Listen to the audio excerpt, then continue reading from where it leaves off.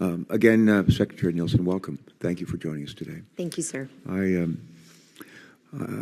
got a couple of recovering governors here on this panel, and I still think like one. And one of the things I focus on is I do customer calls in my state. I visit businesses large and small throughout the year.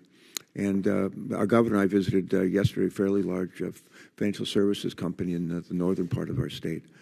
Last week I was down in the southern part of our state where we do a lot of agriculture. And I don't care where I go, I hear employers, large and small, talk about how difficult it is to find people who will come to work and actually do a job. And I don't care if it's landscaping, I don't care if it's like food processing, I don't care if it's someone working in financial services. They're having a hard time getting people who actually could pass a drug test, who have the skills, and will come to work.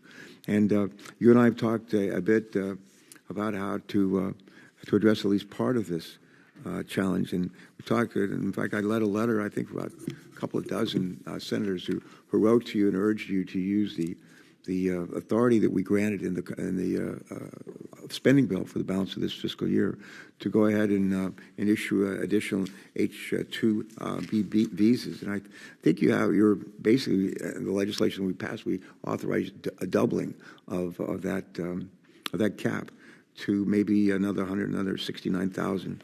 And I guess my question, this is not going to solve all of our problems for all of our employers, as you know, but you have this authority. We hear literally this week from companies that they're afraid they're going to lose their business because they don't have people come to work and do the jobs. They're seasonal jobs. And so let me just ask, what is the timeline for releasing additional H-2B visas, and when will you announce the decision? And how many additional visas does the department plan to release? Thank you, sir. It's in final interagency process. As you know, it involves regulation. So the regulation should be ready here shortly. Can I just say something? I don't mean to be rude. No. I don't mean to interrupt you. That's not good enough. I mean, these companies, they're highly seasonal. They need the folks now. They needed them a month ago. And to say that, and whenever I talk to you about this, and it's basically we're working this, we're going through the process and so forth. They need the workers now. Yeah, I understand. If they were here, they would tell you.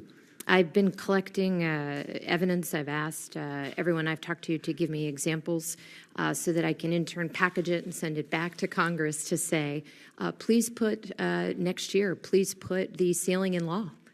There's no need to tie it to They gave you the authority to basically double the number of visas if you can you all are issue. You have the power. This administration is not reluctant about using executive power. If you all are wanting to help the companies, which I know you are, the best thing that we can do is give them stability and predictability. Putting them into a situation each year where we wait on an appropriation cycle and we wait on whichever secretary then to make a determination does not give them the ability to plan and keep their businesses open. So I would respectfully request, again, that Congress work with us to put this in law. We know it's a need. Let's just put it in law, and then everybody knows what it is, and the businesses can plan. We put it in law. We said there's 69,000 visas could be issued now, additional visas, and all you have to do is do it. There's plenty of need. There's plenty of need. But sir, use that authority. If you wanted 69,000 additional, just put it in law, and then there's no discretion and there's no timing. It's already in law, and everyone can plan to it.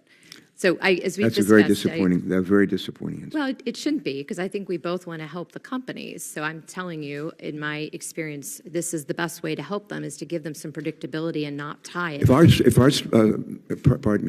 our roles were different, and you were the Senate and I was the Secretary of the Department, we would issue those 69,000 visas. We'd put a lot of people to work and help save a lot of businesses from going under. Let me ask my second question. Thank you. The decision to extend or terminate TPS lies with the Secretary of Homeland